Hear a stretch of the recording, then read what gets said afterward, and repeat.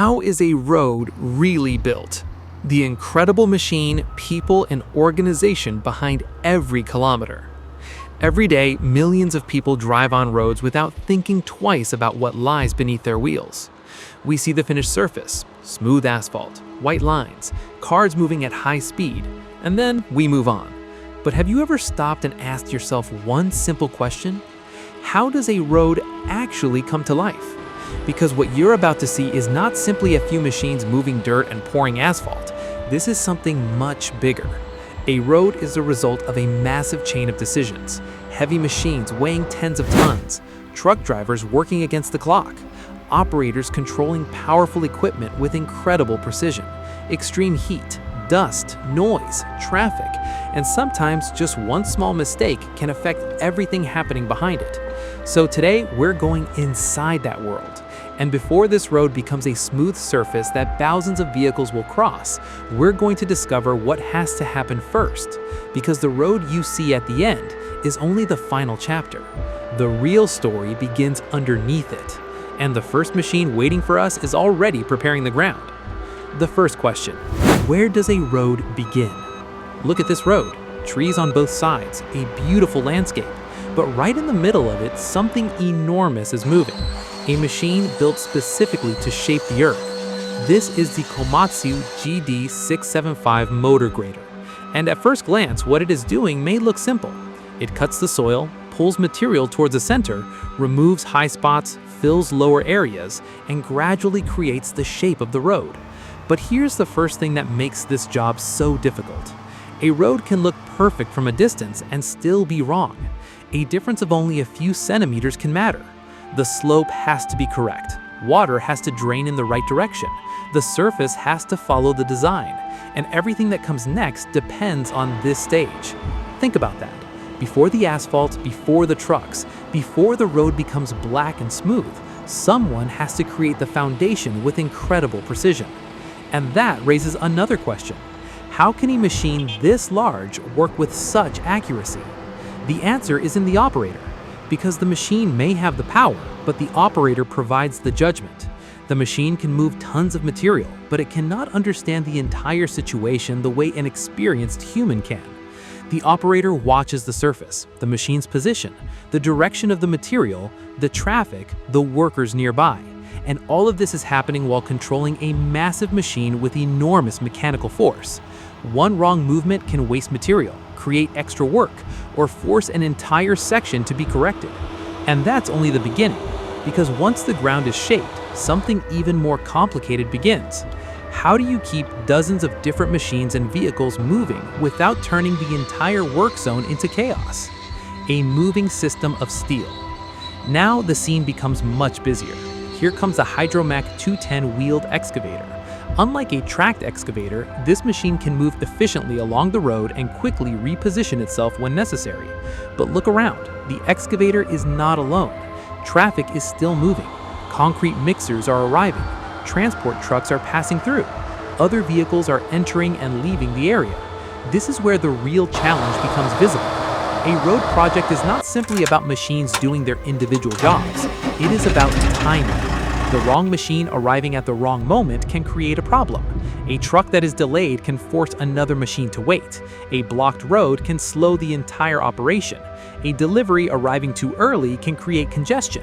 And a delivery arriving too late can stop the work completely. So imagine the pressure. A huge machine is moving. Heavy trucks are passing. Workers are communicating. Traffic is continuing. And everyone has to understand what is happening around them. Because in a work zone like this, danger does not always announce itself. Sometimes the biggest risk is simply losing awareness for a few seconds. A driver might not see something behind the truck. An operator might be focused on the ground while another vehicle is approaching. Dust can reduce visibility. Noise can make communication difficult. And when machines weigh tens of tons, there is very little room for mistakes. So the question is no longer simply, can these machines do the work? The real question is, can everyone work together at exactly the right moment? And as we move forward, the machines become even more powerful. When raw power takes over. For a brief moment, another machine enters the story. This is the Caterpillar D6R dozer. This machine represents a completely different kind of power. Where the grader shapes and refines, the dozer pushes, moves, levels, and controls large amounts of material. But here's something fascinating. Why does a road project need so many different machines? Why not use one giant machine to do everything? Because every stage requires a different kind of strength. The excavator digs and handles material. The grader creates precise shapes. The dozer pushes and distributes large volumes. Trucks transport enormous amounts of material. Pavers spread it. Rollers compress it.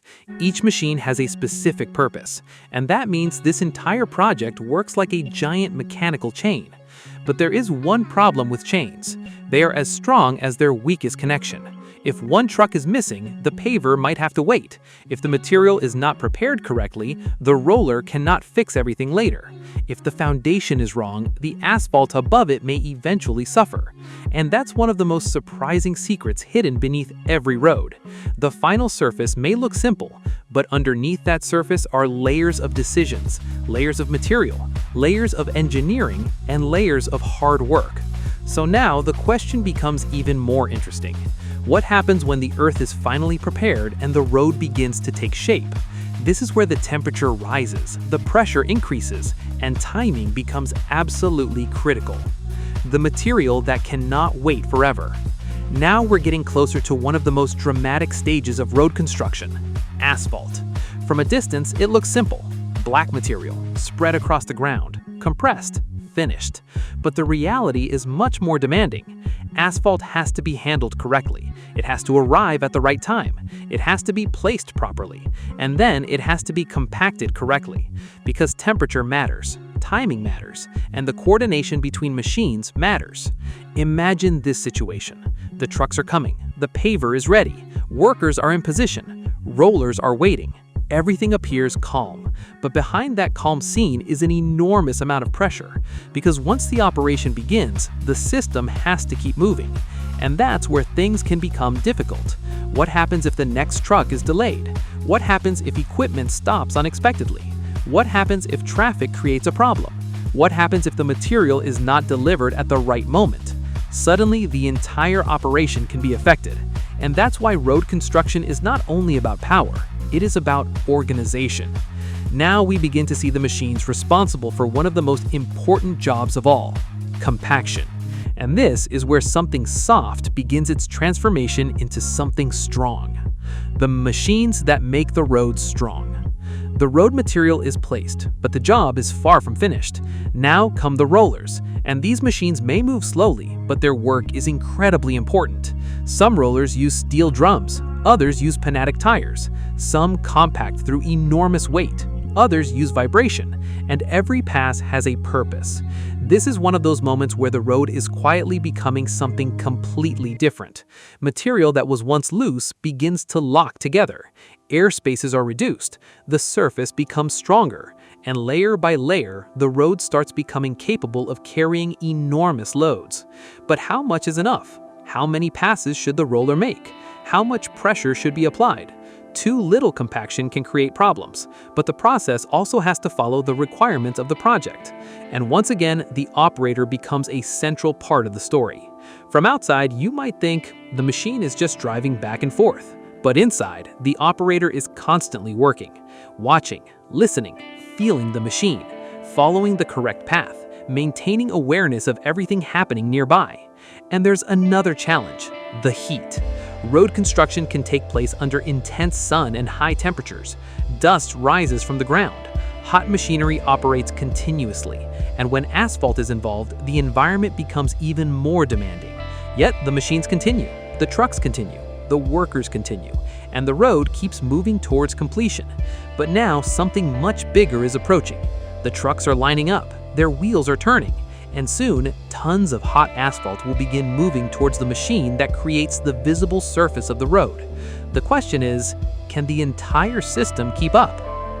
Tons of asphalt on the move. Look at the trucks. Their wheels are turning, their engines are working, and inside the dump bodies is the material the next machine is waiting for. Now the truck begins to raise its bed, slowly, higher, higher, and tons of hot asphalt begin moving towards the paver.